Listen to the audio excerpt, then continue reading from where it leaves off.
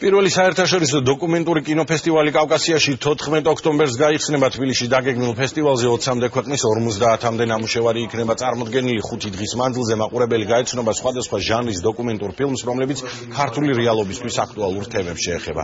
კინოჩვენებების შემდეგ კი დისკუსიები გაიმართება.